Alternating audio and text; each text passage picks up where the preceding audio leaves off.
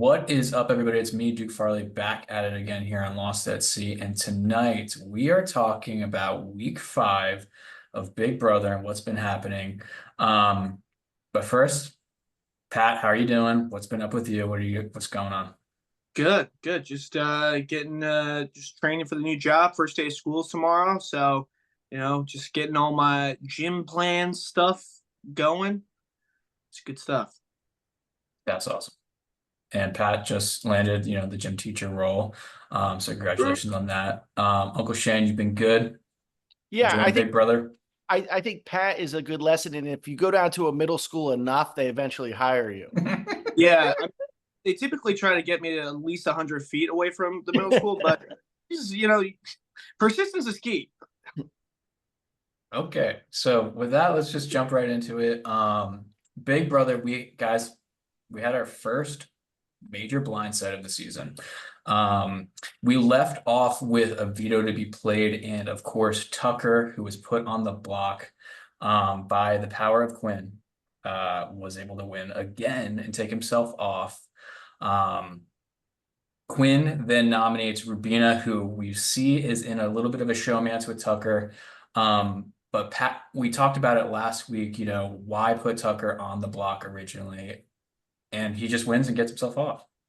I guess Quinn's thought process, and maybe it's not this, but he's like, well, we're like the worst case scenario is that we don't put him on the block and he gets picked and wins. But like still, regardless, it's then I don't know why he wouldn't have put Rabina and then Mackenzie and I just don't understand why give him the shot to win if he's been on a comp roll.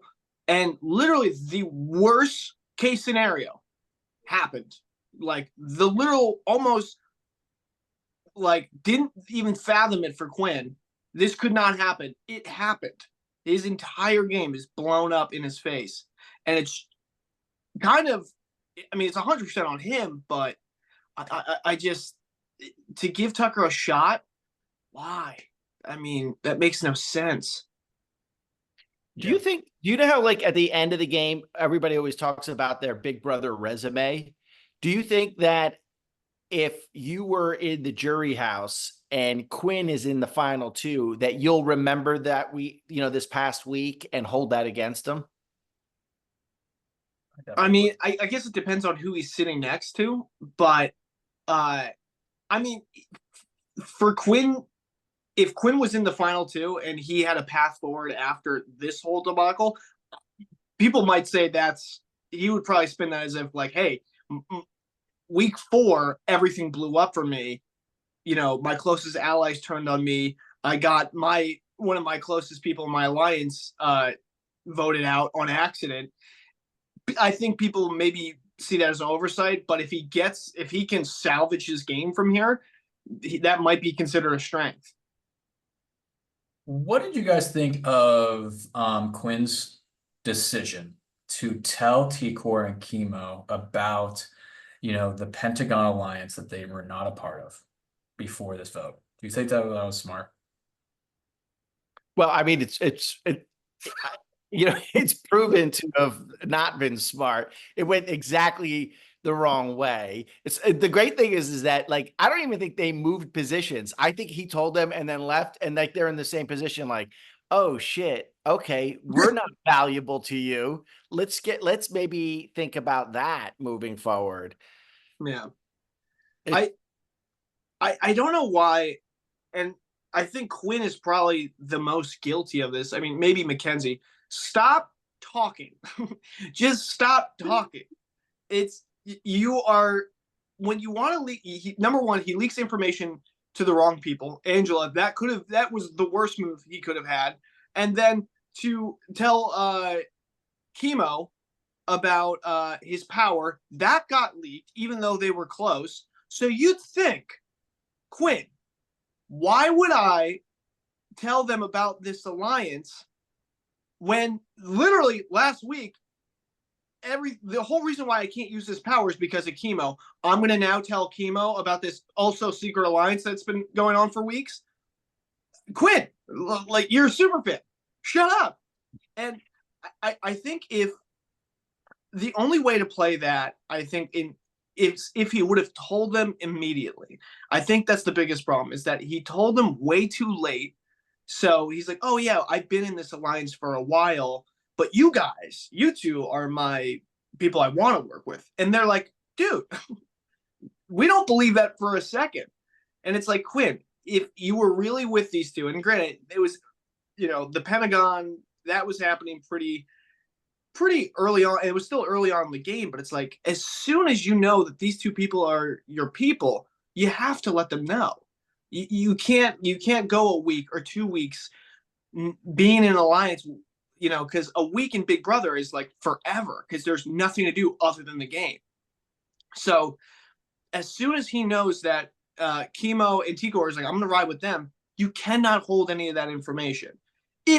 But he waited too late. Like, he waited too long. And it's like, at that point, it's like, Quinn, you might as well just shut your mouth. Like, Do you think had he not told them that they would have voted out whoever Cedric was up against, whether it be Mackenzie, you think that he just screwed Cedric so. Basically? Yeah, I think so, because kind of unintentionally too, because it seemed like he was trying to be genuine and give them information, but he led them down the correct path that I think they should have done. Oh yeah, I think objectively that was the right move, but I think he's so bad, and this is a huge flaw in Quinn's game. He doesn't, like, the information drops that he thinks he's gained. It's always worked against him, because it's never the right time, or it's never the right person, and he just doesn't learn from his mistakes. If the one thing that, if Quinn stopped talking after, I would have never mentioned anything to anyone after the Angela situation, because you don't know. And it's just like, I get it. Everything's more transparent for us because we get more of a objective view of it. But god damn, Quinn.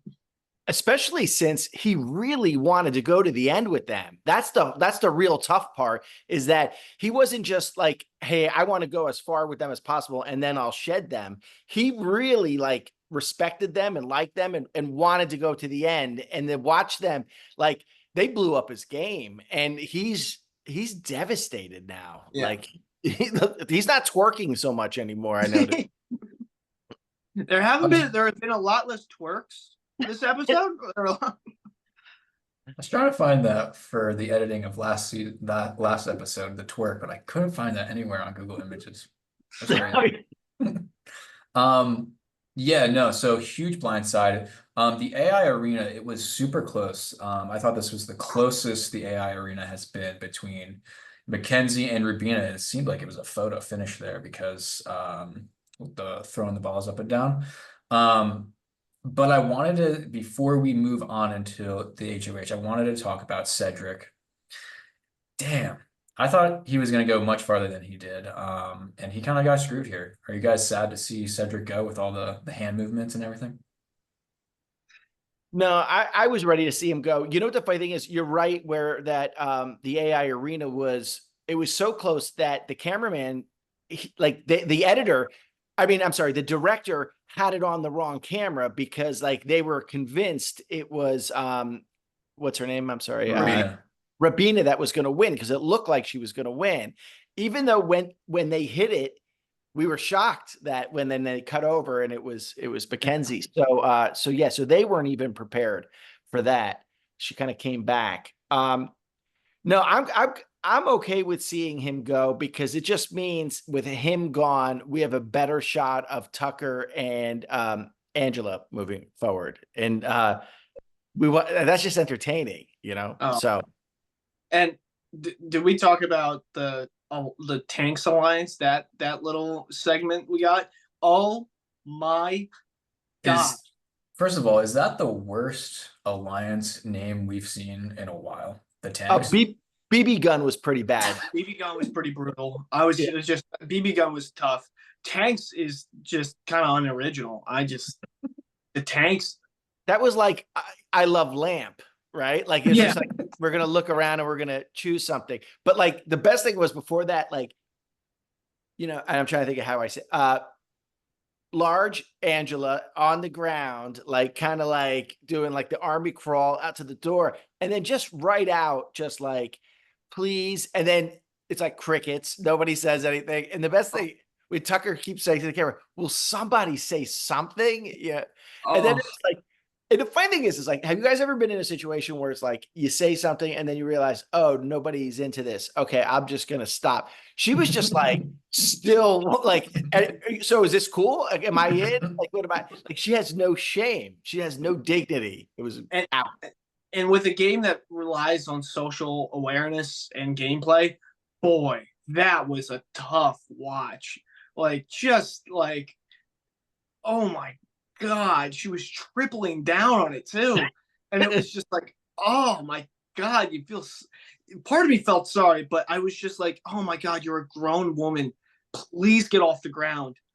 Please stop begging for these people's approval. Like, oh my God, Angela, you're the HOH. Stop. Oh my God. Like, Tucker's got you, but damn, the begging. Ah, I couldn't. That was a tough watch. It kind of worked though, because For her, it yeah. worked perfectly because now she's in on big decisions. Like later on, we see a scene with her in the group, and it's like, nobody wants her there, but like she's part of the group.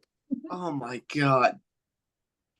Yeah. Do you think there's gonna come I am, maybe this is just a me prediction, but knowing Angela's history with blowing up alliances, do you think somebody does the wrong thing in that alliance and that whole thing's getting blown up? I really don't think so. I think Angela just really needed to find her people. And I think that she's found them. And I think that she's going to be good to go with this group. She just needed to find a home, which I'm glad that she finally did. I could see T-Core and Chemo getting a little tired of her, right?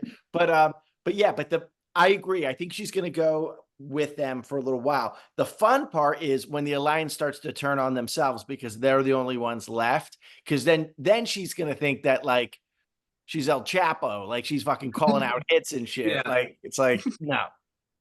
But I think it's perfect for her because I think a lot of people will want to take Angela to the end of the game just because maybe they can beat her. Yeah. Yeah.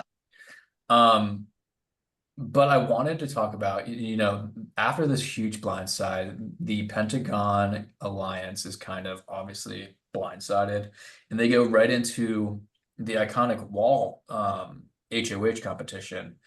And it comes down to a showdown again between Quinn and Tucker. And this guy, man, this Tucker guy, he just keeps on winning, man. He's crazy.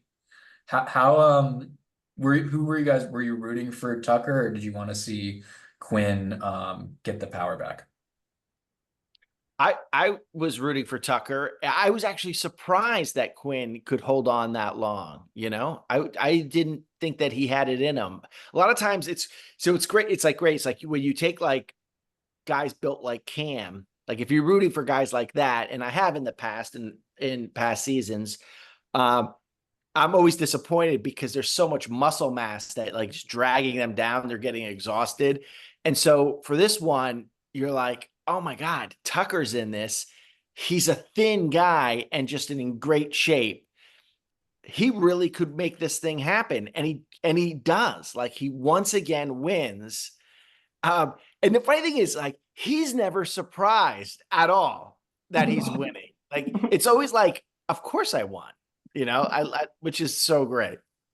Yeah, I think like competitions like that, and I think the thing that Tucker has that I haven't seen in a very long time in the house is just number one, just the utmost confidence in himself, like borderline, cocky, but like just exuberant confidence.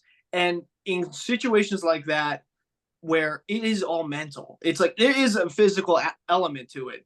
Yeah, sure.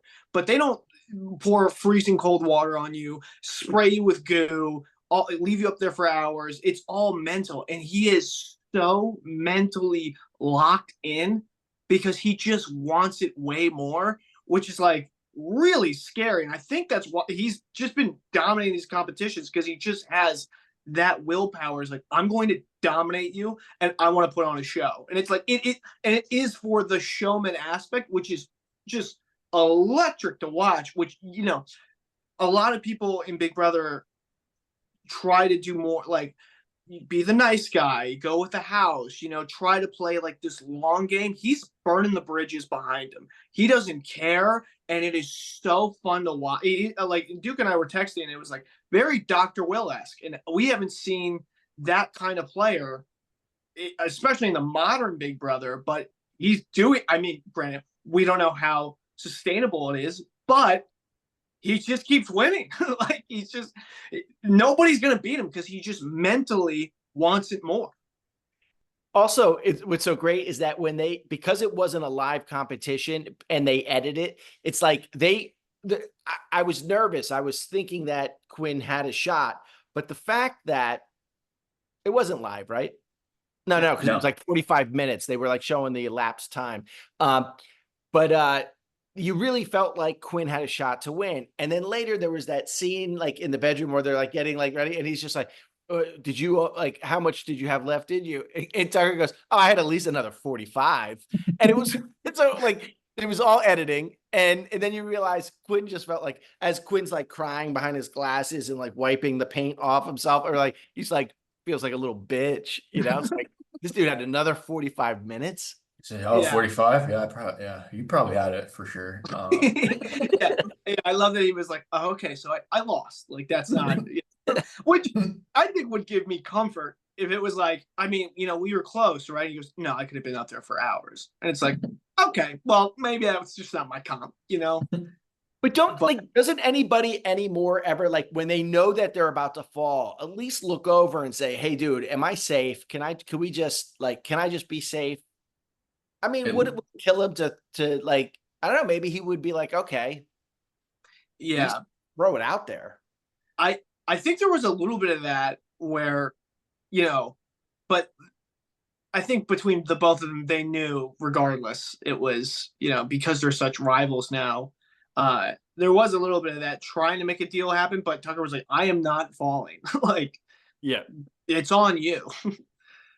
I think also it's fun now that we kind of have the blind side that happened previous to it, I think leads to this, but once Tucker wins, you can see that there are people that are visibly angry with him. Like sides have been forming, and as he's jumping into the thing at the bottom, just like swimming in it, like just, and then it pans to the people that are on the outs, just like super mad. Dude, but you know, so cracks me up is also the people that are sliding with him on like the thing. It's like all of a sudden they like him. Where was everybody like 2 weeks ago? You know? So it was pretty simple, I think, this week for Tucker and his decisions for nominations. And he goes, you know, with Quinn, Brooklyn, and Cam. But it's kind of interesting. He's alluding to wanting to not target Quinn, and Quinn thinks that maybe that's the case, maybe that's not the case. Do you guys think that what Tucker is telling us in the diary room, him wanting to go after Brooklyn, is actually what he wants to do? Or is it just like for like the show and whatever, and he really wants to go after Quinn? I think Tucker has done such a good job of like misdirecting where we think he's going to go. And I think part of that is just a part of he wants to do that. Like he constantly wants to shake things up. So, but I genuinely believe he wants Quinn out. Like you know, Tucker is a smart enough player to be like, Quinn is my biggest threat. Brooklyn, no. And he might just be saying that to the viewers because he has like a TV mind where he's like, I want to like make it seem like I don't want Brooklyn, or like I kind of want Quinn to stay here. I think he does want Quinn out personally. I think Brooklyn's a decent second option. I don't think that's the biggest threat in his game. I think Chelsea is his biggest threat. But I don't know if he knows that. But I just I think he's just trying to misdirect because I think he just wants to keep the audience. He's like very aware of the audience, I think, and I think he wants to like misdirect us. All right, so I agree and disagree with Pat. So I agree in he loves to misdirect. I agree that he knows the TV audience, but I think everything he says in the diary room is how he really feels. I think the misdirects happen when he's talking to other people outside of the diary room. Um, I think he does want to go after Brooklyn because I think he finds her annoying. And I think that because he knows television the way Patrick is talking, I think that's why he wants to keep Quinn in the house. Having a rival makes him much more interesting. That's a good point. Is there a Yeah. deal? Is there a potential deal that he can broker with Quinn, where they aren't gunning after each other? Does it make sense for them to be working together at this point? I think that could be smart. Like that is a smart because they've made it such a show that no one would suspect a secret deal to be made. Now, whether Quinn would stick to that, we don't know. Granted, Well, Quinn's lost a lot of allies, you know. and He's also Quinn tried to get him out once and it didn't really work out. So maybe if they were to broker deals, like, okay, well, let me just take advantage of this. I tried to get him out, didn't work, blew up. Literally, my entire game is shattered because of it. You know, maybe he'll have the self awareness to do that. But that'd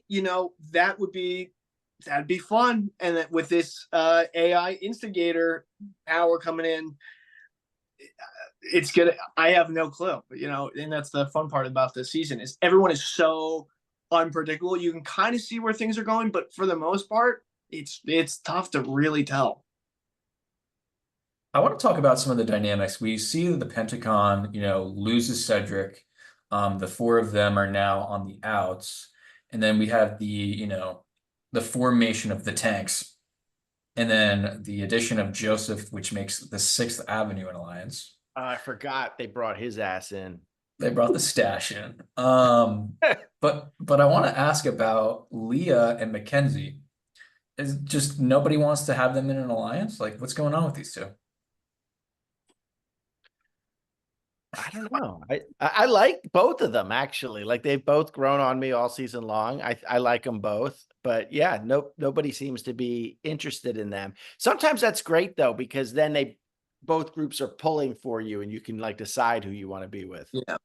Yeah. I don't know why both of them have not really found or chosen a side because I think there are clear sides, and if I'm Brooklyn, Chelsea, Cam, and I think that's it. If I'm them, I'm working on them all week because that's if I'm Quinn, Quinn. If I'm that side, you need as many numbers as you can get at this point, and they're two free agents that. So I don't know. Maybe it's like a house dynamic thing where they're like not. I don't know what it is. Like I would be like trying to recruit them on my side all week because it seems like there's very clear divides now, and those two are kind of in the center. Yeah. I think also Rubina in this past or the couple episodes behind seems to have more social pull than maybe we had expected. We were kind of saying we've never seen social Rubina in any of the episodes, but people really fought for her in this, in this situation. Yeah, that was. Did you see how quick Tucker was like, "I'll cut that bitch loose." Like just like don't get it twisted. Like yeah. I like that they were like, well, maybe Tucker won't use the veto on him, and he was like, no, I'm always gonna use it myself. I was like, yeah, that makes I know he's unpredictable, but he's not gonna fucking do that. Yeah. But also I also wanted to ask, and you guys, what do you guys think of Brooklyn still hammering home the mom thing? It's like, don't piss off a mom from Texas. I'm coming for you. And I'm like, oh my God. She really thinks she's a great player. She really believes that she's like America's favorite, and she's so not. How disappointed do you think Brooklyn would be if she is eliminated this round and she is the final pre-juror, and she has to watch from home as Angela is continuing on in the game. That would be great. Is Brooklyn the one who calls Julie Auntie Julie? I think that's Chelsea. Chelsea. Oh, Chelsea. Okay, yeah. Yeah. Yeah, that stuff's really annoying to me too. It's like worse than it's ever been. Like even like what's his face on his way out, Cedric was like, "Oh, you look lovely tonight." It's like, dude, sit down, put your bag. Let's do the 2 questions, and then we'll tease to the interview later. Yeah. We talked about Angela's desperation. That was something that I wanted to bring up, but we didn't talk about that. The only other thing I wanted to ask you guys is how long do you think this AI arena is going to be in the game? Do you think this is maybe the final week when pre-jury ends, or do you think it'll continue? Yeah, I think when pre-jury is over, I think next week they're probably going to go back to the traditional game, and because they'll go back to the traditional game, and now they're going to introduce that AI instigator thing. I think this week, but maybe I don't know. But yeah, I think they'll probably, because it's tough to do 3 nominees for. Yeah, I think this twist has been one of the best in recent memory, right? So much Yeah. drama. Agreed. And the competitions have all been impressive, right? Remember the year that we were joking around when they were running with restaurant to go styrofoam cases? It was like, what the hell? Did we just decide that the morning of? You know? yeah, So the competitions are at a level that are impressive. I think that that shows an aggressive show. There's 3 episodes a week. They go live. You have to have these competitions. You have to time it perfectly to do 3 competitions before, somebody gets eliminated is a lot. So I think they will stop at some point. But I don't think I understand did they describe what the instigator is? Yeah, yeah, Pat, you know more about that than I do because I don't really know if I understand it. yeah. So from my understanding, America chooses one person to be the instigator, and they're going to be using those AI avatars to spread misinformation. So we might get more of Angela being like, "Meh, meh, meh, meh, meh, meh," like, That's not me. That's not me. guys, I didn't say that. Clearly, we But know. wait, Angela, stop. so they must I be love giving her. they must be giving some factual information as well, because why would you believe anything that came out of the box, right? That's what I'm thinking. So, from my understanding, America chooses the person, and then I don't know if America, kind of like the Saboteur twist, where they have clear directions that they want the person to do or say. But I think if you give it to the right person, they could probably leak information about their own alliance or spread something. But what I don't understand is that because they're going to be using the AI people, you'll know that it is one person again, but they're using different avatars to spread that misinformation. So I don't really know how that plays into it, but I do know that they will be using that AI feature to say stuff. Now I don't know if it's America that says it or the person. It's fully up to them what they say. I mean, if I was the person, the first person I would choose is myself, right? And then I would say something horrible, like something terrible. And then I would be like, who would do that? Like, who Yeah. would make me look so bad? Yeah, you just get Angela to say a slur or something. Like, whoa, Yeah, exactly. Angela, guys, Okay, it's not me that was me that time, but that time. I'll be honest, hand up on me. and I think if I don't know how they'll determine if the house guests are buying what the people are saying, but I think there's people get whoever they get money for if they believe it too. Yeah, I So think so. Yeah, I believe so. I'm assuming that America is going to choose like the person and then probably give them tasks to do because there has to be a financial thing compensation to it. So I don't know. We'll see. But it'll be multiple choice, right? So like, it's not gonna like they're not gonna just trust like they like if Tucker wins, they're not gonna just like let Tucker choose whatever he wants. He's gonna have to. Probably, yeah. So Yeah. he'll probably do something that America chooses him to do. What who do you think America is gonna choose? I mean, the easy answer I think is Tucker, but I would be fun for it to be someone else, you know, because we can kind of expect that from him. So it would be cool to be like, you see, like a Cam, or I think Leah would be a great. Yeah, I mean, I don't know, like get him to do something. Bro, what? Cam? No, I am not No. gonna get any sleep tonight. So excited for Cam to play a role. I don't know, like just get him to do something. But I think Leah would be a good instigator because she seems kind of like a little mean. So I think the stash should be the instigator. oh my god, that's more of a snooze. Dude, that guy, dude, when he plopped on the couch as the last person in the tanks. First of all, if you're the last person, when you're invited in to an alliance and you realize that everybody else is there, okay, you're the last person, right? Like Yeah. it's real clear. So he flops down. And he's just like, yeah, let's do this. It's like, you fucking loser. Yeah, if I walk into a room and I know Angela's been asked to do it before me, there's no chance I'm going with that alliance. But wait, did they change the name from the tanks to something else because they brought him in? Yeah, 6th Avenue. 6th Avenue. He actually came up with it too. Oh, he should have just called it Blockbuster, right? Because isn't that where he works? See, that would have been that's a better name than 6th Avenue. Do that. Oh, exactly. That's what you do when you want to have a secret conversation. I would be like, why did you just do that? Are you having a secret conversation? Yeah, if I look at Duke and I go, and then we leave, it's like, well, that's not a very subtle signal. Yeah. All right. Well, that's where things are at. Obviously we know the 3 nominees.